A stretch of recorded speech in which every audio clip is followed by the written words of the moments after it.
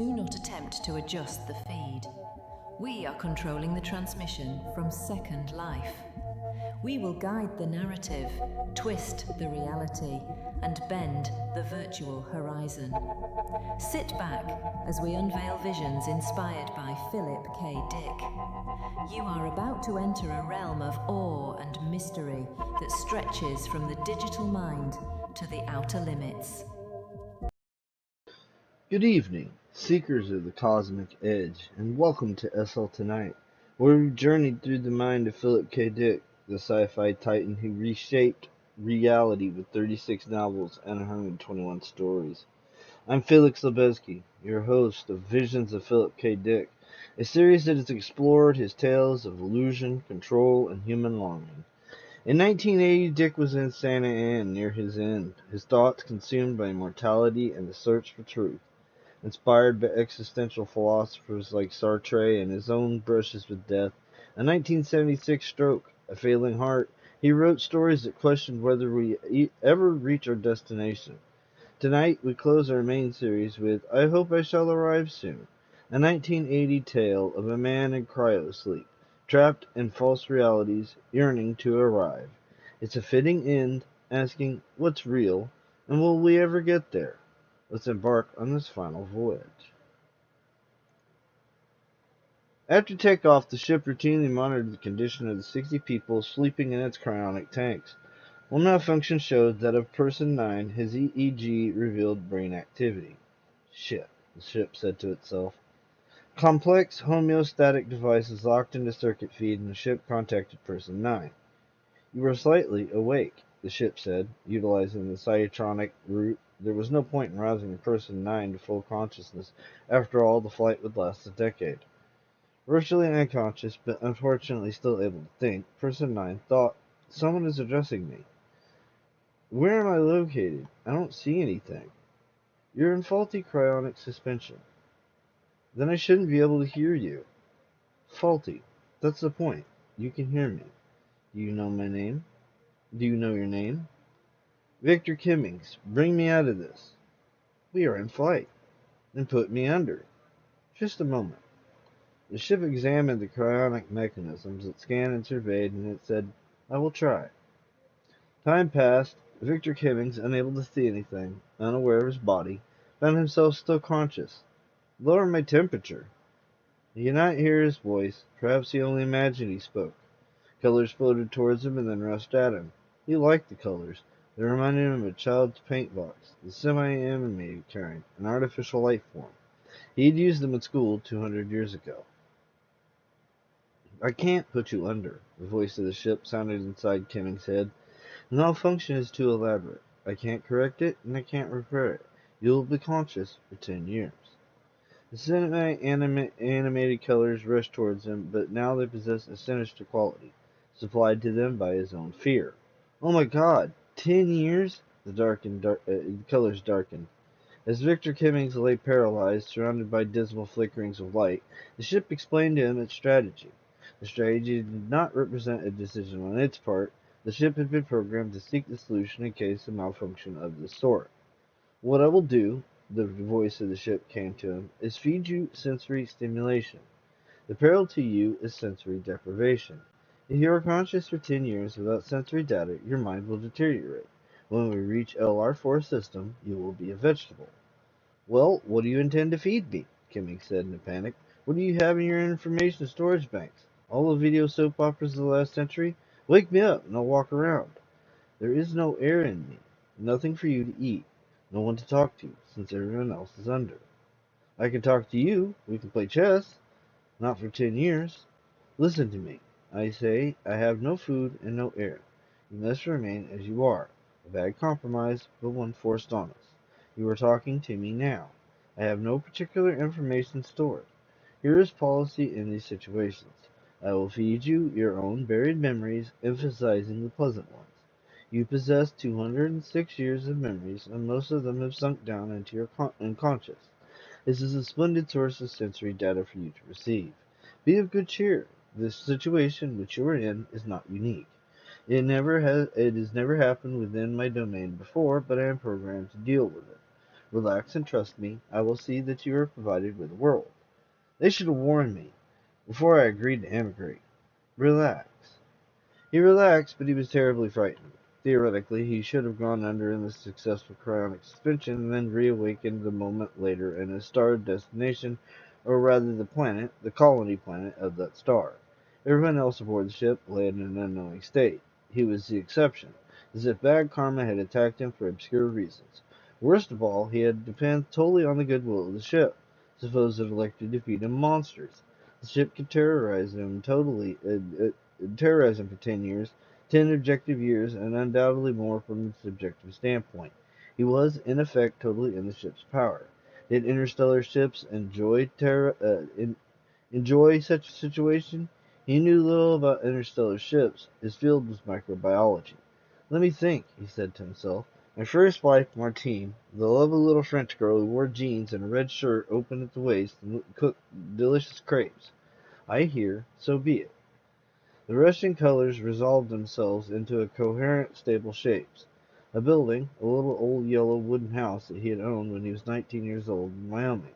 Wait, he said in a panic. The foundation was bad. It was all on a mid-sill and the roof leaked. But he saw the kitchen and a table that he had built himself, and he felt glad. You will not know, after a little while, that I am feeding you your own buried memories. I haven't thought of that house in a century, he said, wonderingly, entranced. He made out an old electric drip coffee pot with a box of paper filters beside it. This is the house where Martine and I lived, he realized. Martine, he yelled aloud. I'm on the phone, Martine said from the living room. The ship said, I will cut in only when there is an emergency. I will be monitoring you, however, to be sure you are in a satisfactory state. Don't be afraid. Turn on the right rear burner on the stove, Martine called. He could hear her and yet not see her. He made his way from the kitchen through the dining room and into the living room. At the VF, Martine stood in rapt conversation with her brother, who she wore shorts and she was barefoot. Through the front windows of the living room, he could see the street. A commercial vehicle was trying to park without success. It was a warm day, he thought. I should turn on the air conditioner. He seated himself on the old sofa as Martine continued her VF conversation, and he found himself gazing at his most cherished possession, a framed poster on the wall above Martine. Gilbert Shelton's Fat Freddy Says drawing, of which Freddy Freak sits with his cat on his lap, and Fat Freddy is trying to say, Speed kills, but he's so wired on speed, he holds in his hand every kind of amphetamine tablet, pill, snapsule, capsule that exists, that he can't say it, and the cat is gritting his teeth and wincing in a mixture of dismay and in disgust. The poster is signed by Gilbert Shelton himself. Kimming's best friend, Ray Torrance, gave it to him and Martine as a wedding present. It is worth thousands. It was signed by the artist back in the 1980s, long before either Victor Kimmings or Martine lived. If we ever run out of money, Kimmings thought to himself, we could sell the poster. It was not a poster, it was the poster. Martine adored it. The fabulous furry Freak brothers, from the golden age of the long ago society. No wonder he loved Martine so. She herself loved back, loved the beauties of the world, and treasured and cherished them as she treasured and cherished him. It was a protective love that nourished but did not stifle. It had been her idea to frame the poster. He would have tacked it up on the wall, so stupid he was. Hi, Martine said, off the VF now. What are you thinking? This is to keep alive what you love, he said. I think that's what you're supposed to do. Are you ready for dinner? Open some red wine, a Cabernet. Will a '07 do? He said, standing up. He felt then like taking hold of his wife and hugging her. Either an '07 or an '012, or a 12. He trotted past him, through the dining room, and into the kitchen. Going down into the cellar, he began to search among the bottles, which of course lay flat. Musty air and dampness. He liked the smell of the cellar, but then he noticed the redwood planks lying half buried into the dirt, and he thought, I know, I gotta get a concrete slab poured. He forgot about the wine, and went over to the far corner where the dirt was piled highest. Bending down, he poked at a board. He poked with a trowel, and then he thought, where did I get this trowel? I didn't have it a minute ago. The board crumbled against the trowel. The whole house is collapsing, he realized. Christ's sakes, I better tell Martine.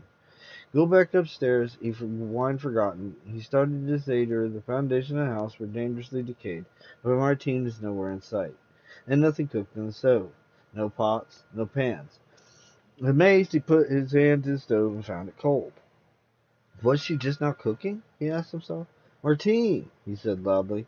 No response. Except for himself, the house was empty. Empty, he thought, and collapsing. Oh my God. He seated himself at the kitchen table and felt the chair give slightly under him. Did not give much, but he felt it. He felt the sacking. I'm afraid, he thought. Where did she go? He returned to the living room. Maybe she went next door to borrow some spices or butter or something, he reasoned. Nonetheless, panic now filled him.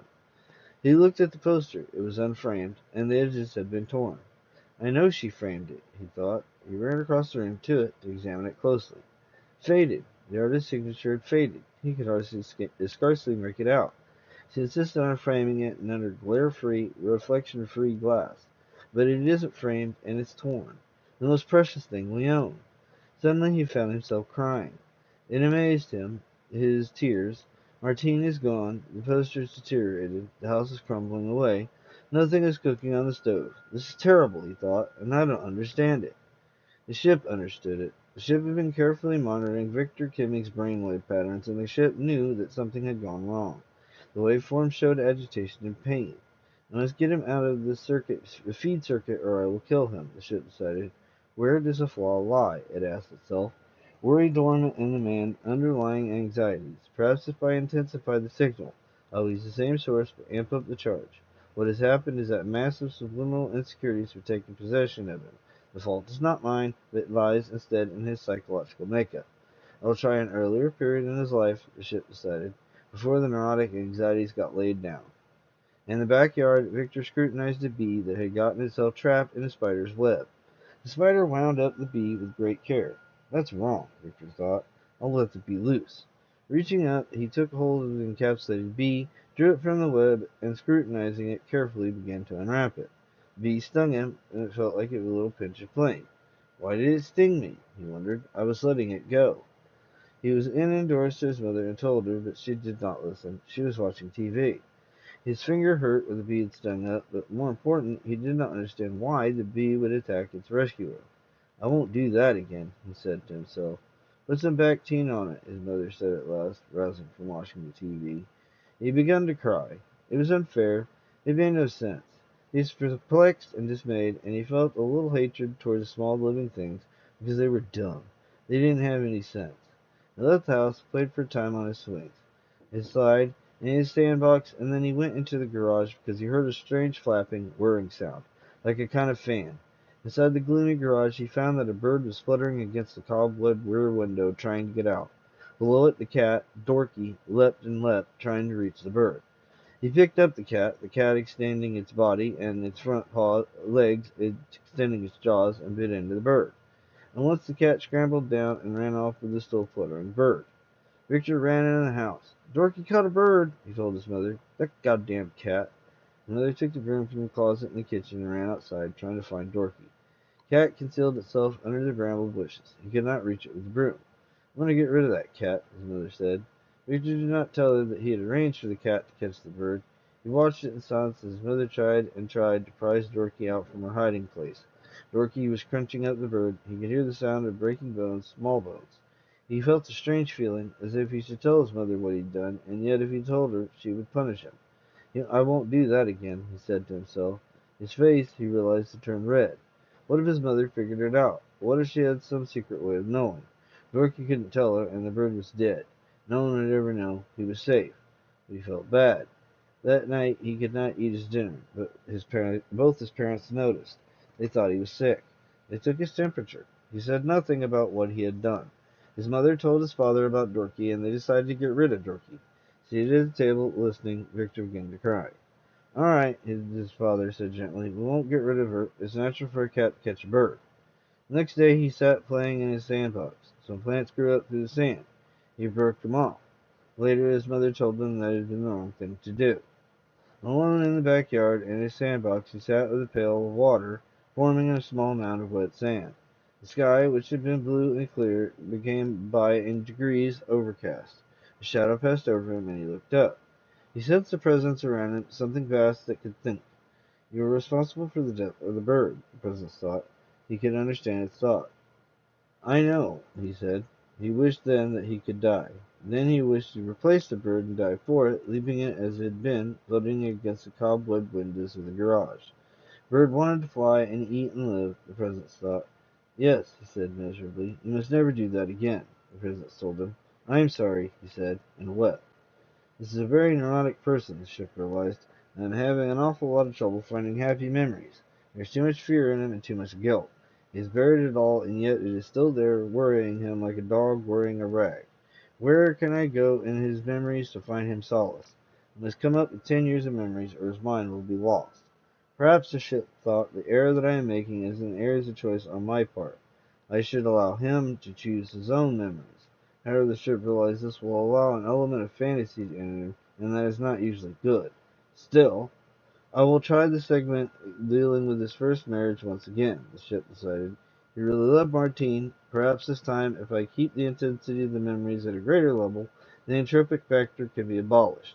What happened was a subtle mutation of the remembered world, a decay of structure. I will try to compensate for that. So be it. You suppose Gilbert Shelton really signed this? Martine said pensively. She stood before the poster, her arms folded. She rocked back and forth slightly, as if seeking a better perspective on the brightly colored drawing hanging on their living room wall. I mean, it could have been forged by a dealer somewhere along the line, during Shelton's lifetime or after.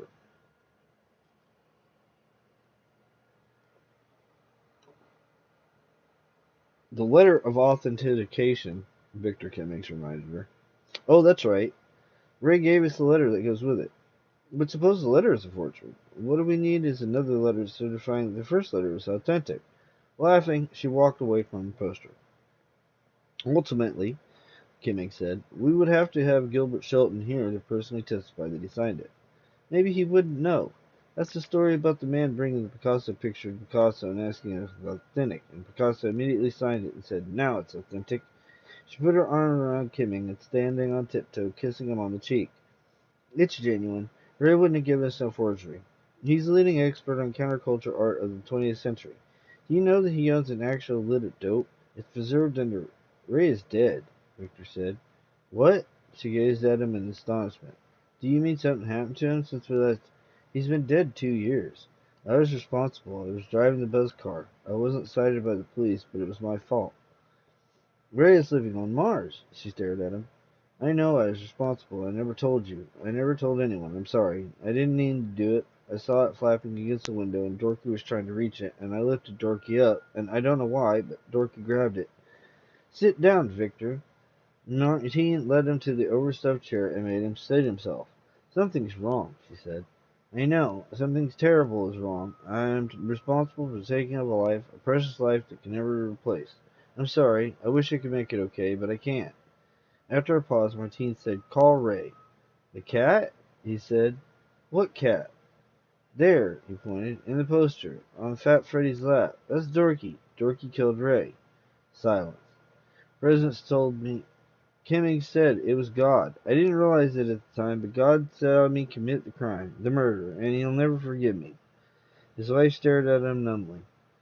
God sees everything you do. He sees even the falling sparrow. Only in this case, it didn't fall. It was grabbed. Grabbed out of the air and torn down. God is tearing this house down, which is my body, to pay me back for what I've done. We should have had a building contractor look this house over before we bought it. It's just falling goddamn to pieces. Neither there won't be anything left of it. Don't you believe me? Martine faltered. I watch. Kimmy reached up his arms towards the ceiling. He stood. He reached. He could not touch the ceiling. He walked to the wall, and then, after a pause, put his hand through the wall.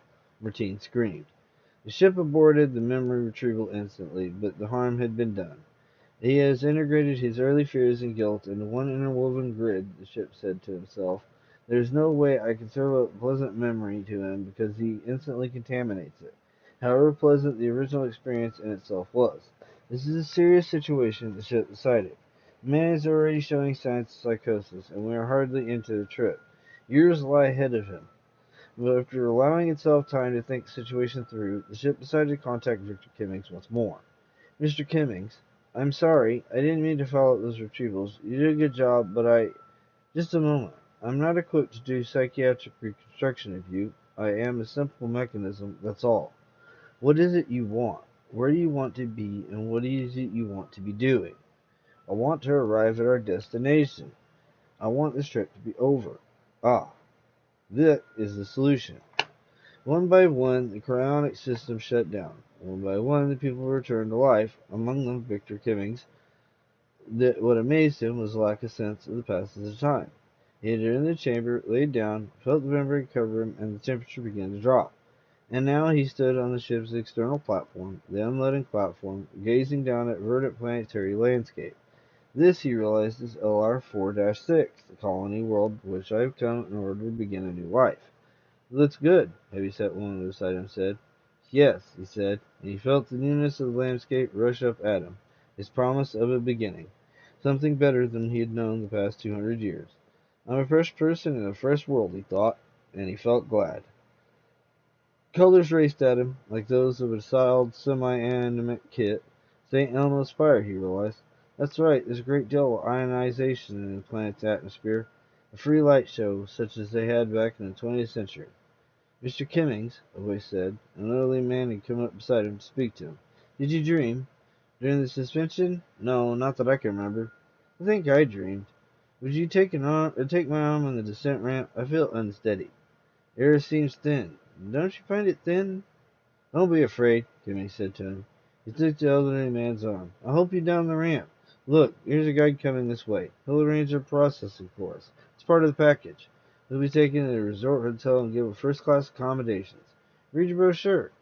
He smiled at the uneasy older man to reassure him. You'd think our muscles would be nothing but flat up after 10 years in a suspension, the elderly man said. It's just like freezing peas, Kimming said. Holding on to the timid older man, he descended the ramp to the ground. You can store them forever if you get them cold enough. The name's Shelton, the elderly man said. What? Kimming said, halting. A strange feeling moved through him. Don Shelton, the elderly man extended his hand reflexively. Kimmings accepted it, and they shook. What's the matter, Mr. Kimmings? Are you all right? Sure, I'm fine, but hungry. I'd like to get something to eat. I'd like to get to our hotel where I can take a shower and change some clothes. I wonder where his baggage can be found. Probably it would take the ship an hour to unload it. The ship was not particularly intelligent.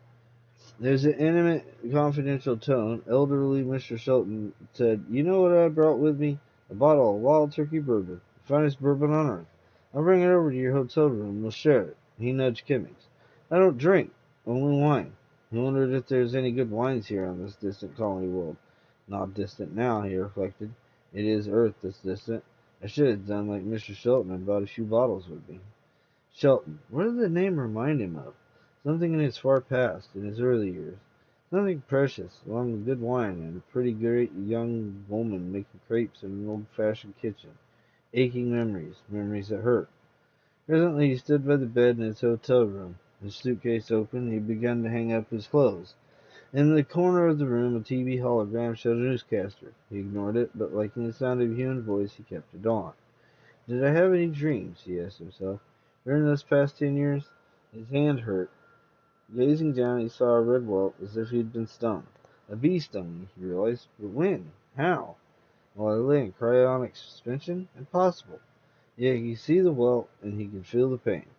I better get something put on it, he realized. There's undoubtedly a robot doctor in the hotel. It's a first-rate hotel. Then the robot doctor had arrived and was treating the bee sting. Kimmy said, I got this as punishment for killing the bird. Really? The robot doctor said. Everything that ever meant anything to me has been taken away from me, Kimmy said. Martine, the poster, my little old house with the wine cellar. We had everything and now it's gone. Martine left me because of the bird. The bird you killed? The robot doctor said. God punished me. He took away all that was precious to me because of my sin. It wasn't Dorky's sin, it was my sin. But you were just a little boy, the robot doctor said. How did you know that? Kimmy said. He pulled his hand away from the robot doctor's grasp. Something's wrong. You should have known that. Your mother told me. My mother didn't know. The robot doctor said. She figured it out. There was no way the cat could have reached the bird without your help. So all the time I was growing up she knew, but she never said anything. You can forget about it. I don't think you exist. There's no possible way you could know these things. I'm still in chronic suspension. The ship's still feeding me my own buried memories, so I won't become psychotic from sensory deprivation. You could hardly have memory of completing the trip. Wish fulfillment, then. It's the same thing. I'll prove it to you. Do you have a screwdriver? Why? I'll remove the back of the TV set and you'll see. There's nothing inside it. No components, no parts, no chassis, nothing. I don't have a screwdriver. A small knife, then. I can see one in your surgical supply bag. Bending, Kimmy lifted up a small scalpel. This'll do. If I show you, will you believe me? There's nothing inside the TV cabinet. Squatting down, Kimmings removed the screws holding the back panel of the TV set in place. The panel came loose and he set it down on the floor. There was nothing inside the TV cabinet. And yet, the color hologram continued to fill a quarter of the hotel room and the voice of the newscaster issued forth from the three-dimensional image. Admit you're the ship, Kimmy said to the robot doctor. Oh dear, the robot doctor said. Oh dear, the ship said to itself. Now I've got almost 10 years of this lying ahead of me. He is hopelessly contaminating his experiences of childhood guilt. He imagines that his wife left him because when he was 4 years old he helped a cat catch a bird. The only solution would be for Martine to return to him, but how am I going to arrange that? She may not still be alive. On the other hand, the ship reflected maybe she is alive. Maybe she could be induced to do something to save her former husband's sanity. People, by and large, have very positive traits. And teenagers to know it will take a lot to save, or rather restore, his sanity. It will take something drastic, something I myself cannot do alone. Meanwhile, there was nothing to be done but recycle the wish fulfillment arrival of the ship at its destination. I'll run him through the arrival, the ship decided, and then wipe his conscious memory clean and run him through it again. The only positive aspect of this is reflected is that it will give me something to do, which may help preserve my sanity.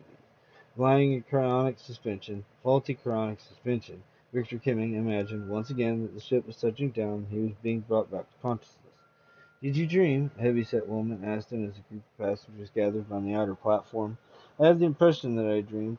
Early scenes from my life over a century ago. None that I can remember, Kimming said. He was eager to reach his hotel. A shower and a change of clothes would do wonders for his morale. He felt slightly depressed and wondered why. There's our guide, an older lady said. We're going to escort us to our accommodations. It's in the package, Kimmy said. His expression remained. The others seemed so spirited, so full of life.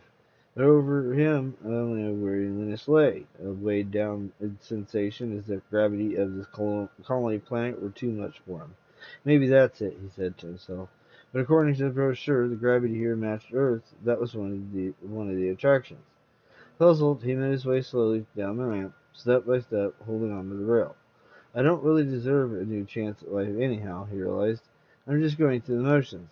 I'm not going to like the other people. I am not like these other people. There's something wrong with me. I cannot remember what it is, but nonetheless it is there, in me. A bitter sense of pain, of lack of work. An insect landed on the back of Kimming's right hand, an old insect ready with flight. He halted, watched it crawl across his knuckles. I could crush it, he thought. It was obviously infirm and won't live much longer anyhow. He crushed it and felt great inner horror. What have I done? He asked himself. Well, my first moment here, and I have wiped out a little life. Is this my new beginning? Turning, he gazed back up at the ship. Maybe I ought to go back, he thought. Have them freeze me forever. I am a man of guilt, a man who destroys. Tears filled his eyes, and within its sentient works, the interstellar ship moaned. During the 10 long years remaining in the trip to LR4 system, the ship had plenty of time to track down Martine Kimmings. It explained the situation to her. She had emigrated to a vast orbiting dome in the Sirius system, found her situation unsatisfactory, and was en route back to Earth. Roused from her own cryonic suspension, she listened intently and then agreed to be at the colony world LR4-6 when her ex-husband arrived, if it was at all possible. Fortunately, it was possible. I don't think he'll recognize me, Martine said to the ship. I've allowed myself to age. I don't really approve of entirely halting the aging process. He'd be lucky if he recognizes anything, the ship thought. At the intersystem spaceport on the colony world LR4-6, Martine stood waiting for the people aboard the ship to appear on the outer platform. She wondered if she would recognize her former husband. She was a little afraid, but she was glad that she had gotten to LR4-6 in time. It had been close. Another week and his ship would have arrived before hers. Luck is on my side, she said to herself, and scrutinized the newly landed interstellar ship. People appeared on the platform. She saw him. Victor had changed very little. As he came down the ramp, holding on to the railing as if weary and hesitant, she came up to him. Her hands thrust deep in the pockets of her coat. She felt shy, and when she spoke, she could hardly hear her own voice. "Hi, Victor," she managed to say. He halted, gazed at her. "I know you," he said. "It's Martine," she said. Holding out his hand, he said, "You heard about the trouble on the ship." "The ship contacted me." She took his hand and held it. "What an ordeal." "Yeah, recirculating memories forever. Did I ever tell you about a bee that I was trying to extricate from a spider's web when I was 4? The idiotic bee stung me." He bent down and kissed her. "It's good to see you," he said. "Did the ship? He said it would have you here, but I wasn't sure if you could make it." As they walked towards the terminal building, Martine said, "I was lucky. I managed to get a transfer to a military vehicle, a high-velocity drive ship that just shot along like a mad thing. A new propulsion system entirely." Richard Kimming said, "I have spent more time in my own unconscious mind than any other human in history. Worse than earliest 20th century psychoanalysis. And the same material over and over and over again. Did you know I was scared of my mother?" "I was scared of your mother," Martine said. They stood at the baggage depot waiting for the luggage to appear. "This looks like a really nice little planet. Much better than where I was. I haven't been happy at all." "So maybe there's a cosmic plan," he said, grinning. "You look great." "I'm old." "Medical science. It was my decision. I like older people." She surveyed him. He had been hurt a lot by the cryonic malfunction, she said to herself. I could see it in his eyes. The leg broken. Broken eyes, torn down into pieces by fatigue and defeat. As if his buried early memories swam up and destroyed him.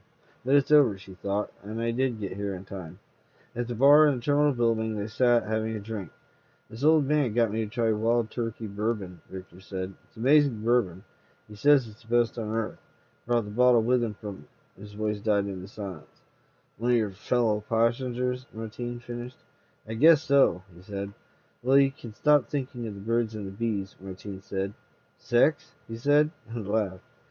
"Being stung by a bee, helping a cat catch a bird. That's all past."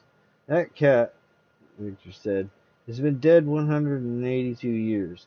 I figured it out while they were bringing us out of suspension. Probably just as well. Dorky. Dorky the killer cat. Nothing like Fat Freddy's cat. I had to sell the poster. Finally." He frowned. "Remember? You let me have it when we split up, which I always thought was really good of you. How much did you get for it?" "A lot. I should pay you something like," she calculated, "taking inflation into account, I should pay you about $2 million. "Would you consider," he said, "instead of placing money, my share of the sale of the poster, spending some time with me, till I get used to this planet?" Yes, and she meant it, very much. They finished their drinks and then, with his luggage transported by a robot space cat, made their way to his hotel room. "This is a nice room," Martine said, perching on the edge of the bed, "and it has a hologram TV. Turn it on." "There's no use turning it on," Victor Kimming said. He stood by the open closet hanging up his shirts. "Why not?" "There's nothing in it." Going over to the TV set, Martine turned it on. Hockey materialized, projecting out into the room. Full color, and the sound of the game assailed her ears. "Works fine," she said. "I know. I can prove it to you. If you have a nail file or something, I'll unscrew the back plate and show you. But I can— Look at this." He paused in his work of hanging up his clothes. "Watch me put my hand through the wall." He placed the palm of his right hand against the wall. "See?" His hand did not go through the wall because hands did not go through walls. His hand remained pressed against the wall, unmoving. "And the foundation," he said, "is rotting away." "Come and sit down by me," Martine said. "I've lived this often enough to know. Lived this over and over and over again. I come out of suspension. I walk down the ramp. I get my luggage. Sometimes I have to drink at the bar, and sometimes I come directly to my room. Usually, I turn on the TV, and then he came over and held his hand towards her. See where the bee stung me?" She saw no mark on his hand. She took his hand and held it. "There's no bee sting there," she said. "And when the robot doctor comes, I borrow a tool from him to take the back plate of the TV set. Prove to him that he has no chassis, no component in it.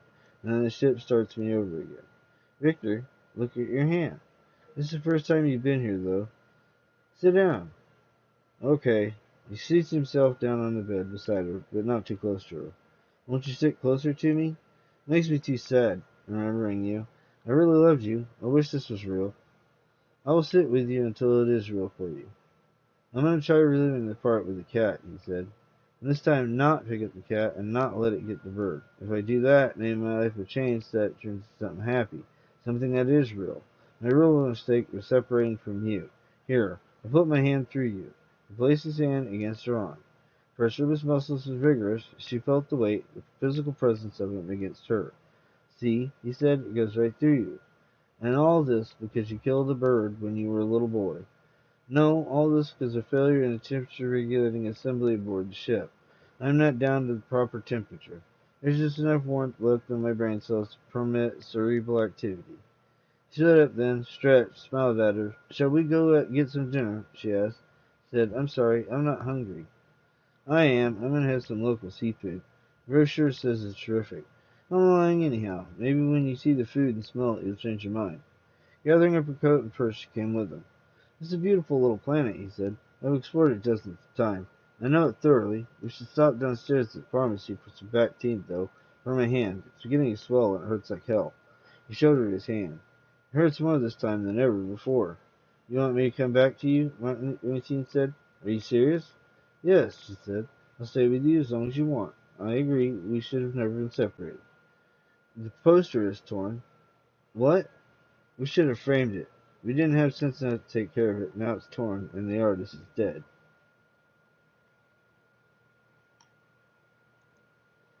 And that was I Hope I Shall Arrive Soon, a story from Philip K. Dick's final years, when he faced his own mortality. In 1980, at 52, Dick was in Santa Ana, his health crumbling after a stroke. He was writing The Divine Invasion, obsessed with whether life is a divine gift or a cosmic trap. Influenced by Sartre's ideas of existence and his own near-death experiences, he poured his fear of never arriving at truth into this tale. Like Victor, he wondered if his reality, his visions, his writing was real or aloof. The story pushed sci-fi to confront the human need for meaning, leaving a legacy that shaped Blade Runner and The Matrix. Our bonus episode explores his essay, How to Build a Universe That Doesn't Fall Apart After 2 Days. Philip K. Dick, the visionary behind I Hope I Shall Arrive Soon, gave us sci-fi that dares us to seek truth in the maze of illusions. The story asks, are we ever home or forever lost in our own minds? Our series ends here, but join us next time for a bonus episode of Visions of Philip K. Dick on SL Tonight as we unravel his final thoughts. Good night.